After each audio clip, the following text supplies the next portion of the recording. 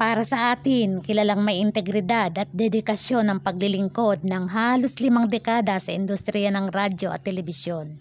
Sino ba si Mike Enriquez bilang anak, kapatid at apo sa kanyang mga kaanak? Siya si Mickey para sa kanyang lola bago pa man maging Mike Enriquez. Miguel Castro Enriquez ang kanyang tunay na pangalan, lumaking paborito ng kanyang lola at pinakapanganay sa magkakapatid at magpipinsan. Ibinahagi ng kapatid ni Mike na si Rose Enriquez Gutierrez na lola's favorite si Mike. Siya yung unang-unang tinatawag pag oras na ng kainan at hindi pwedeng umupo at mag-umpisang kumain kung wala pa si Mickey na ngayon ay si Mike Enriquez. Siya din ang mga titas favorite. Bata pa nga daw itong si Mike ay pride of the family na dahil hindi raw nito binigo ang kanyang mga magulang pagdating sa kabutihang asal at sa pag-aaral dahil talagang ipinakita nito ang kanyang excellence mula bata.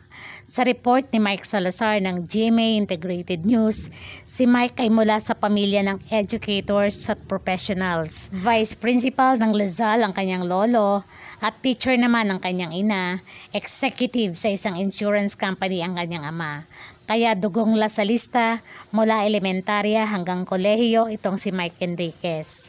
Bilang panganay ay mataas ang inaasahan sa kanya at hindi niya binigo ang kanyang pamilya. Ibang klase daw itong si Mike dahil sa Santa Ana sila nakatira noon, and Santa Ana is very conservative community at that time. Kaya hindi kinasanayan ni Mike yung paglalaro. Sa extra time na meron si Mike, kung hindi nagbabasa ng libro ay nagdadrum siya. At alam niyo din ba na naging seminarista si Mike? Yes, dahil kinalakihan niyang malapit sa Franciscan Fathers, pumasok siya ng seminaryo. Bagamat hindi nagtuloy ang kanyang bukasyon, pero nakuha niya at nabitbit ang mga aral at turo ng mga Franciscan Fathers. Malaking benefactor si Mike Enriquez ayon sa Franciscan Father na kaibigan niya. Pero ngayon na lamang daw niya ito pwedeng ikwento dahil news blackout. Never niyang binobroadcast yung pagdodonate niya sa simbahan. Ayaw daw niyang ibinabandera yung pangalan niya pag nagbibigay siya sa simbahan. Siya ay isang anchor at backup din ng kanyang mga nakababatang kapatid, kaya ngayon nawala na nga si Mike ay mahirap daw tanggapin para sa kanila.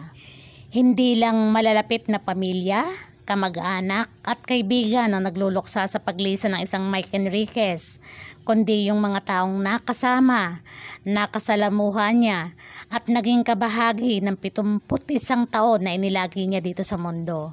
At ang inyong host ay isa rin sa nakikidalamhati.